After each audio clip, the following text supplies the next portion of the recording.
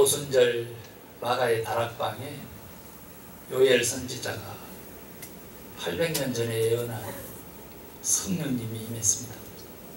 그래서 각 사람이 성령님이 말씀하시라고 하는 명령에 쫓아서 각각 방언으로 말하기를 시작하는 것입니다.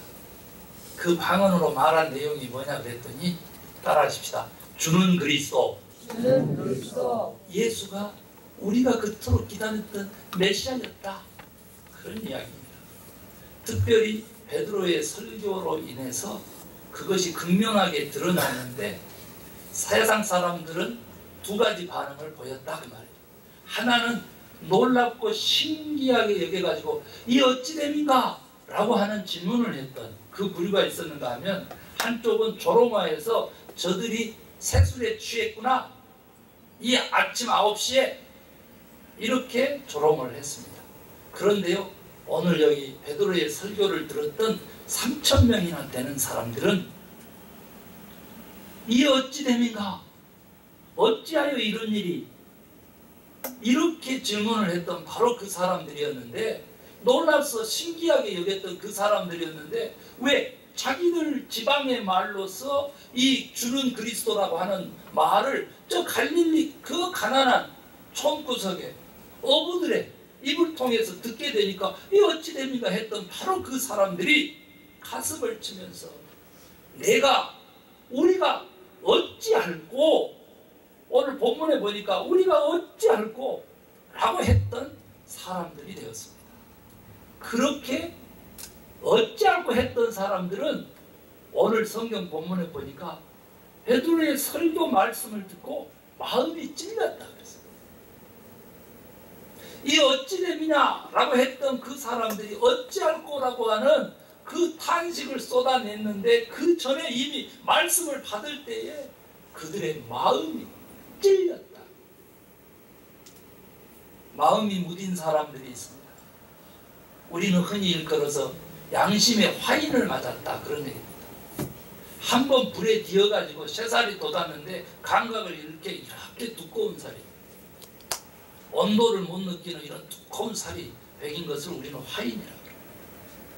그런데 그걸 양심에 마음에 가지고 살아가는 사람들이, 그런 강팍한 사람들이 얼마나 많은지.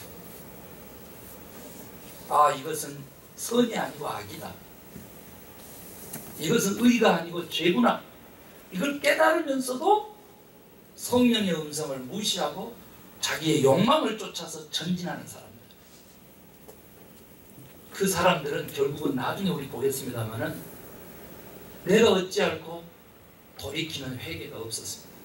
오히려 돌을 들어서 그렇게 양심을 찌르는 그 말씀을 전하는 스데반이라고 하는 집사를 쳐서 죽여버렸습니다. 그리고 자기들의 것을 정당화시키기 위해서 박해하는 데 가담했던 무리들이 된 것입니다. 여러분, 그러나 오늘 구원의 역사가 일어납니다. 회개한 사람들 구원받습니다. 회개한 사람들, 그 마음의 찔림을 안고 돌아서는 사람들 구원을 받습니다. 하나님의 뜻이 어디에 있는지, 하나님의 계획감이 무엇인지 그것을 알긴 알았지만 세상 삶 때문에 멀리 하나님으로부터 멀어졌던 사람들이 그 하나님의 음성을 듣고 돌이켜서 하나님께로 돌아오는 구원을, 역사를 이루었습니다. 여러분, 오늘 그런데 본문에 보니까 기존에 우리 기독교가 행해왔던 것은 뭐냐면 믿음이 있고 회개가 있고 죄사함과 구원의 확신이 있는 사람들에게 공적으로 임침인 세례를 주었었습니다. 그리고 이것은 정당하다고 저는 믿어왔습니다. 그렇게 교회에서 가르치고 교회의 제도로 그렇게 만들어놨기 때문에 이 성례전 중에 하나인 성찬과 세례는 너무 중요합니다. 오늘 본문의 그 가장 오늘날 기독교를 대변하는, 오늘날 교회를 있게 하는 세례와 성찬, 그 얘기가 나오는데 먼저 세례 얘기가 나오는 거죠. 그런데 저는 오늘 본문에 말씀대로의 순서를 살펴보면서 깨달음이 하나 있습니다. 그것은 뭐냐면, 세례가 마지막에 교회의 공적인 그 죄사함에 대한 구원에 대한 인침이라고 하면 어찌 보면 인간의 노력, 인간의 믿음이 더 강조돼야 되는 측면도 있겠구나라고 하는 것을 부정할 수 없습니다. 그래서 말씀을 전했고 주를 그리스도로 받아들여서 주의 이름을 부르는 자에게 곧바로 아버지와 아들과 성령의 이름으로 세례를 베푼 오늘 이 본문을 바라보게 됩니다. 내가 어찌할꼬 하고 자신이 죄인인 것을, 하나님으로부터 멀어진 것을 자각한 사람들에게 곧바로 회개를 할 수 있게끔 하고 죄사함을 받을 수 있게끔 하는 세례를 먼저 베풀었다는 거죠. 우리의 믿음을 누가 주권합니까? 우리의 회개를 누가 이룹니까? 삼위일체 하나님이 이루시는 것을 선언합니다. 네. 우리의 눈물이 그냥 흘려지는 게 아니에요. 우리가 옛 생활을 접고 새 생활을 살기로 결단하고 완전히 변화된 사람으로 새 생활을 하게 되는 거, 그거 우리 힘으로 되는 게 아니라고 하는 사실을 오늘 성경 초대교회 참 성도들의 모습 속에서는 발견할 수 있는 것입니다. 삼위일체 하나님의 힘으로 죄사함을 입었고 성령을 받았고 구원을 이룬 것입니다. 삼위일체 하나님의 그 이름의 권능이 우리를 그렇게 새로운 사람으로 변화시켜 주신 것입니다. 그래서 오늘 그 본문에서 보면 오늘 중요한 얘기 두 개가 나오는데, 하나가 뭐냐면 구원받은 참 그리스도인들은 어떤 사람인가, 그리고 그 구원받은 사람들의 모임인 참된 교회는 어떤 교회인가가 오늘 본문에서 극명하게 드러납니다. 먼저 오늘 이야기 말씀드린 대로 참 성도, 참된 교인, 참된 그리스도인, 구원받은 하나님의 아들, 딸들의 삶이라고 하는 것은 회개하고 죄사함을 받아서 성령과 더불어 구원의 삶을 사는 주의 백성이다. 아멘 하시기 바랍니다. 이 시간요, 회개라고 하는 거, 가던 길을 돌이키다라고 하는 문자적 의미 깨달았다고 그거 중요한 거 아닙니다. 오늘요, 자기 자신 어떤 존재인지 자의식이 있었던 사실, 즉 내가 어찌할꼬 했던 사람들이 회개를 했고 세례를 받았고 죄사함을 입고 구원을 얻었다는 사실이거든요. 오늘 이 시간 다시 우리는 구원받은 의인들이지만은 동시에 죄인인 것이죠. 자기 자신을 죄인으로 고백하는 사람은 오늘 또 주님이 영적으로 세례를 베푸셔서 우리의 죄사함을, 구원을 이루어 주시는 역사를 경험하게 될 걸로 확신합니다. 자기가 옳다라고 하는 사람들 때문에 문제인 것입니다. 자기의 의가 최고라고 하는 사람들 때문에 문제인 것입니다. 다른 사람의 죄까지도 나의 죄로 여기고 회개할 줄 아는, 민족의 죄까지도 자신의 죄를 여기고 눈물을 흘렸던 에레미야 선지자처럼, 에스겔 선지자처럼 그런 구원받은 주의 백성 되시기를 주의 이름으로 축원합니다. 다시 한번 어떻게 교회의 부흥이 일어납니까? 그것은요, 우리가 잘 아는 대로 110년 전에 1906년이었습니다. 여기 가까운 아주사, 그러면요, 저 아주사 대학교 있는데 거기 아주사 거리에 있는 거 거기 아닙니다. 아주사 거리가 어디에 있냐면 조그만하게 우리 다운타운에 지금 홈리스들로 뒤덮여 있는 그곳에 두 블락 그 거리가 아주사 거리인데, 그곳에서 성령이 임해가지고 그 아주사 부흥이 전미 전역을 휩쓸고 가더니 1년 후에 1907년에 평양의 장대인 교회에 그 성령의 부흥의 불길이 옮겨붙은 것입니다. 그곳에서 그렇게 거룩하게 보였던 하나님 닮은 선교사들이 자기의 죄악을 공개적으로 고백하고 회개하기 시작하면서 장로님들이, 평신도들이 회개하고 돌이켜서 그렇게 공적으로 새로운 삶을 살기로 결단하면서 교회의 부흥이 폭발처럼 일어난 것입니다. 사랑하는 성도 여러분, 우리가 LA에 사는 기독교인들 손가락질 하기 전에 우리 가슴을 먼저 치는 구원받은 주의 백성들 되시기를 주의 이름을 축원합니다. 내가 죄인이다라고 내가 돌이킬 때, 내가 회개할 때 나는 참 성도가 되는 것이죠. 그래서 오늘 회개의 영이 그 성령님이 우리 각자에게 임해서 우리의 속사람이 주님 앞에 완전히 고백되어지고 새로운 삶을 결단하는 귀한 예배 시간, 말씀 시간 되시기를 주의 이름으로 축원합니다. 두 번째로 저는 오늘 우리가 가장 중요하게 여겨야 되는 교회의 참된 모습에 대해서 오늘 초대교회의 그 모습 그대로를 가지고 말씀을 전가하고자 합니다. 여러분요, 우리 초대교회의 진정한 모습은 오늘 우리가 봉독했던 42절에 그게 나와요. 42절 우리 성구를 좀 쌓아주시길 바라고요. 42절에 보면은 이렇게 되어 있어요.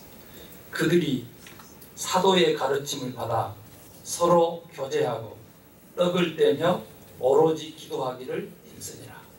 아멘 하십시다. 교회의 온전한 모습이고 교회의 참된 모습이거든요.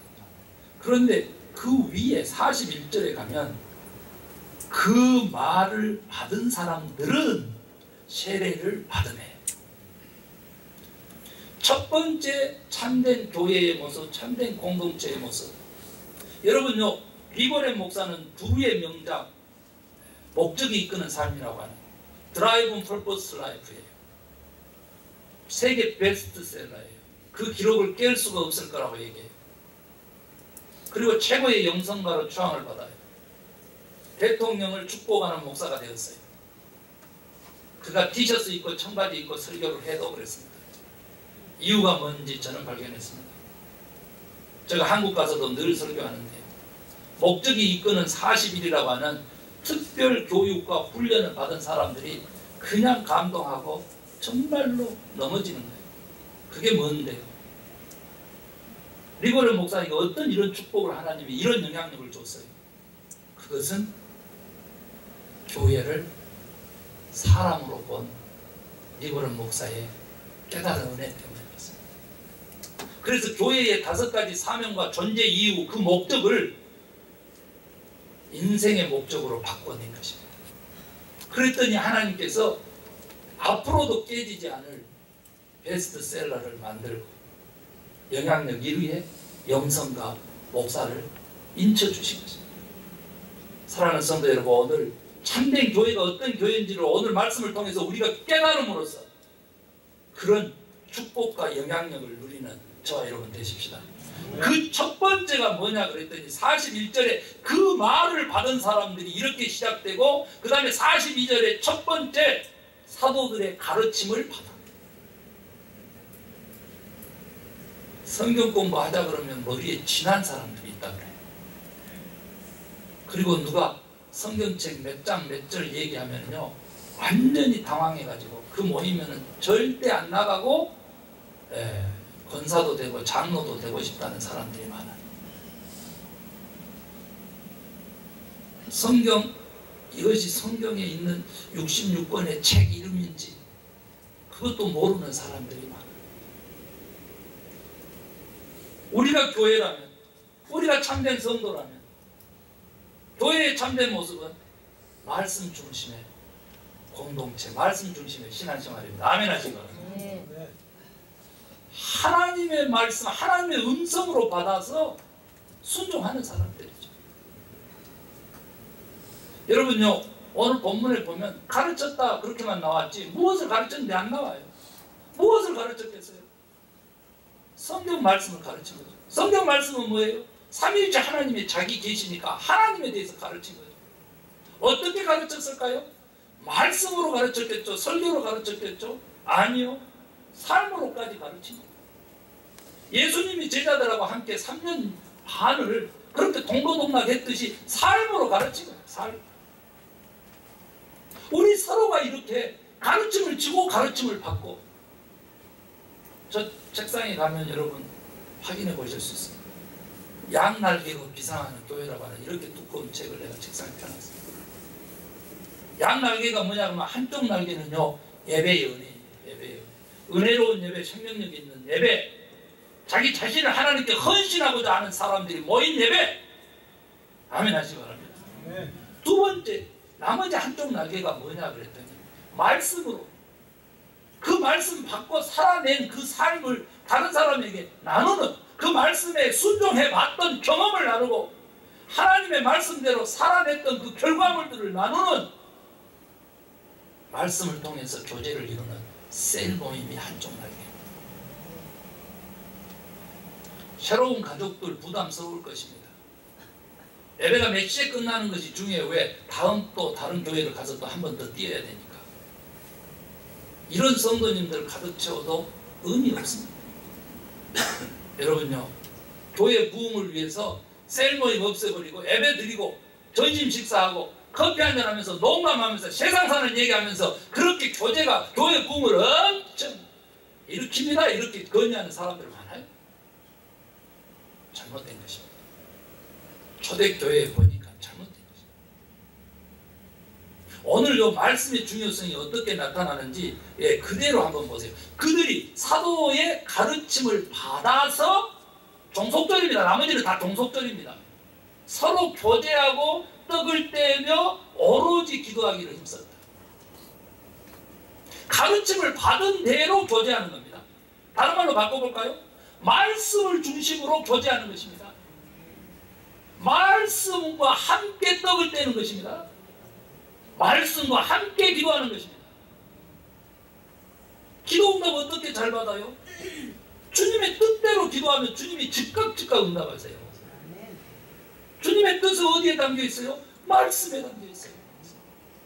그래서 우리가 밥을 먹어도 말씀, 기도를 해도 말씀, 교제를 해도 말씀, 이 말씀의 중심성이 빠지면 교회가 이렇게 세워질 수가 없습니다. 여러분요, 목적이 이끄는 삶 5가지 목적이 뭐예요? 교회의 사명 5가지 사명, 존재 이유가 뭐예요? 첫 번째가 예배하는 거예요. 두 번째가 교육하고 훈련하는 거예요. 세 번째가 뭐예요? 선교하고 전도하는 거예요. 네 번째 친교하는 거예요. 5번째 봉사하는 거예요. 이 5가지의 사명의 균형이 너무 중요하지만 이 모든 균형을, 이 5가지 요소를, 이 사명을 다 붙잡고 있는 것이 뭐다? 말씀이죠. 말씀. 이 정도 돼야 돼요. 너무 눈치가 빨라가지고 잘하는 거 감사합니다.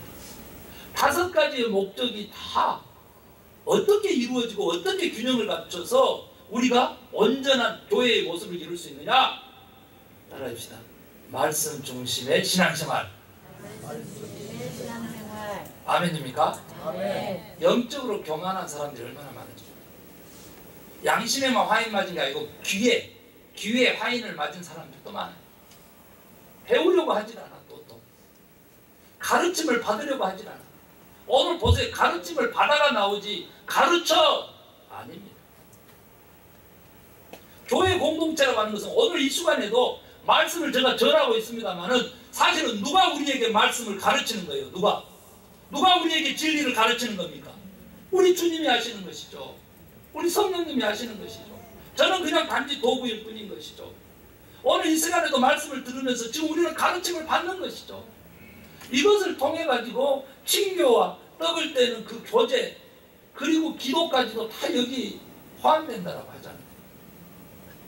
사랑하는 성도 여러분, 오늘 우리가 말씀 중심의 신앙생활, 그러한 성도들 될 때 우리는 하나님의 계획에서 벗어날 수가 없는 축복을 누리게 됩니다. 하나님의 그 능력과 하나님의 뜻에서 벗어나지 않는 그 은혜를 누리게 되는 거죠. 아멘입니까? 말씀. 그래서 지난주에 우리 아시잖아요. 일찍 가야 되니까 라이드 그렇게 많이 편찮으신 줄 몰랐어요. 그래서 저 죄송하고 회개하고 그랬는데, 여러분, 제가 그토록 목사님 너무 까탈스럽게 그런다. 오늘은 내가 지금 파리가 있단 말이에요. 파리는 프랑스에 있는 줄 알았지 누가 LA에 있는 줄 알아. 김 목사님 그거 모르는 거예요. 파리를 프랑스에 있는 줄 알았지. 그래서 안 보낸 거야. 다음 주부터 너무 교회가 타이트하다. 진리를 알지니 진리가 너희를 자유케 하리라 했는데 그 자유가 없어. 오 마이 갓. 그 자유가 아니잖아요. 그 자유가. 내가 너희를 쉬게 하리라 그래놓고 곧바로 다음 주에는 뭐라 그러신다고? 너희는 내게 와서 내 멍에를 메고 내게 배우라. 그리하면 쉼을 얻으리라. 그러시잖아. 아멘입니까? 아멘. 우리의 의무를 해놓고 우리가 누릴 권리를 누릴 수 있는 자들, 양식적이죠. 이거 바르게 된 거죠. 사랑하는 성도 여러분, 말씀 중심. 제가 조금 이렇게 팔이 이렇게 영어를 좀 고급스럽게 내가 단어를 구사했다 그러면 여러분들이 정신을 잃어요. 다시 본질로 돌아. 또 맞습니다는 뭐예요? 맞습니다는. 김 목사 영어가 여러분 아시죠? 콩글리시입니까? 아닙니다. 라더 잉글리시라고 사투리로 영어를 해버리는 그런 목사를 여러분요, 두 번째 교회의 온전한 모습 속에서 교제가 나오거든요. 떡을 떼는 것이 나와요. 그리고 기도의 모습이 나오거든요. 이게 42절이 지금 다 있는데 42절 좀 펴놨어요. 42절이 다 있는데 그 나머지 교회의 온전한 모습에 대한 설명이 43절부터 47절까지 있거든요. 그런데 43절부터 47절이 다 사실은 42절에서 친교 그리고 교제 이것을 설명해 주고 있는 거예요. 그리고 기도까지도 설명해 주고 있는 거예요. 그래서 오늘 성경을 어떻게 바라보고 해석하느냐가 굉장히 중요한데 교회의 온전한 모습에서 교제는 굉장히 중요한 요소를 가지고 있습니다. 그래서 사귀는 교회지 사귀러 교회 가는 거지 내가 믿으러 가냐? 이렇게 비판하는 안 믿는 사람들이 많잖아요. 그럼 여러분 자랑스럽게 얘기해야 돼요. 나는 하나님의 사람들하고 사귀러 간다. 그래 맞다. 교제하러 가냐? 예스 교제하러 간다. 그런데 하나님과 교제하고 하나님을 믿는 사람들과 교제하지 니하고는 A똥이다. 안 한다. 이렇게 얘기를 할 수 있어야 돼. 오늘 말씀을 통해 가지고. 오늘 이 말씀을 통해서 아멘입니까? 우리 이거 굉장히 부끄럽게 여기거든요. 우리가 물론 파당 지어가지고 끼리끼리 친하면은 그것은 교회 공동체를 깨는 것이죠. 그것은 무엇과 같으냐면요. 입이 눈은 하나도 중요하지 않다라고 하는 것 같아요. 발이 있잖아요. 눈더러 너는 하나도 중요하지 않다. 눈이 발더러 너는 하나도 중요하지 않다. 이런 것 같아요. 여러분 제가 오늘 교제하고 떡을 떼는 것을 이 성경에서 이 바쁜데 세상에 43절부터 47절까지 이걸 다 설명하고 있다는 것을 발견했을 때 저는 깜짝 놀랐어요. 왜 이런 줄 아세요? 43절부터 47절까지를 통해 가지고 인류의 두 번의 전쟁과 역사를 일으켰어. 여기에서 인류 삶에 대한 모든 사상이 나와요. 막시즘이 여기에서 나왔어. 저 러시아의 레니니즘이 여기에서 나왔어. 그런데 잘못 해석한 것입니다. 오늘도 우리가 공동체성 제가 노래를 하면 어떤 사람은 저보고 북한 갔다 왔냐고 그래요. 깜짝 놀랐어요. 가고 싶어 나도. 그 금강산 개방했을 때 여기서 비행기 타고 갔어야 되는 거야. 그래야지 못 가보니까 저 흑인이 이제 이번 주 토요일 날 또 부르겠습니다만은 지난 마틴 루터킹 주니어 그 레가시 디너에서 그리운 금강산을 부르는데 내가 주체할 수가 없는 거야. 눈물을 흘리면서 뒤에서 그놈보다 더 크게 불렀다니까. 그런데 그 친구는 마이크 대고 부르니까 다 들었지만 마이크 안 대고 불렀어도 저도 괜찮아요. 여러분 그리운 금강산 아세요? 어떻게 시작한지 아십니까? 오늘 시간도 너무 그러면 곤란하니까 제가 이따가 친교 시간에 그리운 금강산을 한번 제가 불러드리도록 하겠습니다. 이렇게 곁으로 빠지면 안 돼. 곁으로 빠지면 안 되고 다시 돌아오는데요. 너무 놀라운 거예요. 오늘의 이 말씀을 어떻게 우리가 바라보고 해석하느냐에 따라서 오늘날 우리 인류의 미래의 삶이 우리 교회의 미래 공동체가 결정난다. 일단 아멘 하시고 보시죠. 일단 아멘 하셔야 돼요. 여러분요. 무엇을 의미하는지 여기서 교제가 어떤 교제해야 되고 떡을 떼는 것이 어떤 떡을 떼는 것이어야 되는지를 제가 지금부터 한번 읽어보겠습니다. 43절에 보니까 이런 일들을요 사람마다 두려워한다 그랬어요. 그런데 사도들이 기사와 표적을 많이 일으키면서 이 두려움이 지금 사그라지고 있는 때에 44절에 믿는 사람이 다 함께 있어 모든 물건을 서로 통용하고 여기서 이제 공산주의가 나오게 되고 유물사관이 이제 나오게 되고 그 다음에 두 번째 45절에 또 재산과 소유를 팔아 각 사람의 필요를 따라 나눠주며 또 이게 이제 이단들 사이비들 45절 가지고 아무튼 성도들 다 100개 먹고 다 베껴 먹었어요. 요거 가지고 45절. 그러면서 46절로 넘어가면 날마다 마음을 같이하여 성전에 모이기를 힘쓰고 집에서 떡을 떼며 기쁨과 순전한 마음으로 음식을 먹고, 마지막 절, 하나님을 찬미하며 또 온 백성에게 칭송을 받으니 주께서 구원받은 사람을 날마다 더하게 하시니라.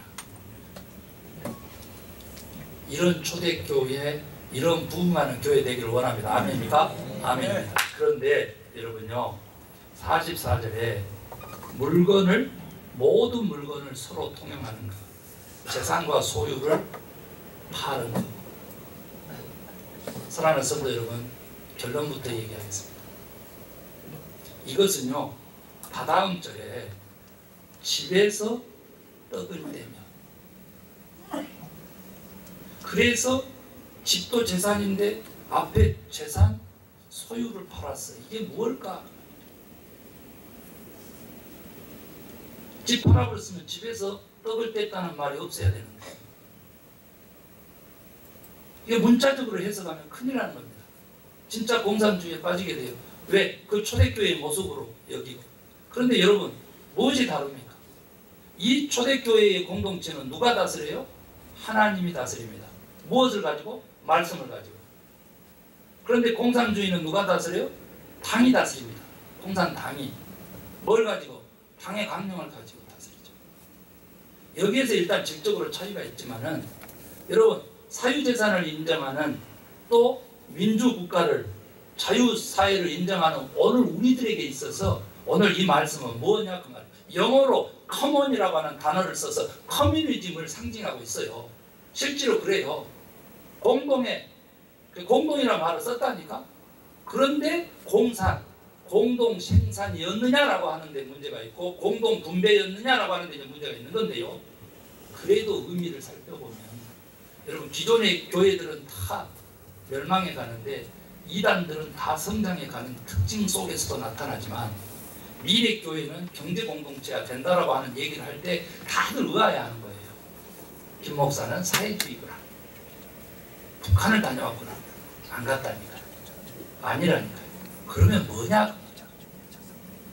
여러분요, 교회 공동체가 교회의 공적 자산을 무엇을 위해서? 필요에 의해서 나누도록 그렇게 마련한 것이 초대교회의 온전한 모습인 것입니다. 아멘 하시기 바랍니다. 이거 잃어버리면 다 잃어버리는 것입니다. 다시 한번 얘기합니다. 필요한 사람들에게 그 필요를 공급하기 위해서 내 재산을 팔았고 내 소유를 팔아서 교회의 구제의 공적 자산화 시킨 것입니다. 그냥 갖다가 제가 달라붙인 것이 아니고, 원어적으로도 그 커먼이라고 하는 단어가 그렇게 공공의 재산권을 상징하고, 공공을, 즉 다른 사람을 배려하는 그리스도인들의 가장 기본적인 사랑을 상징합니다.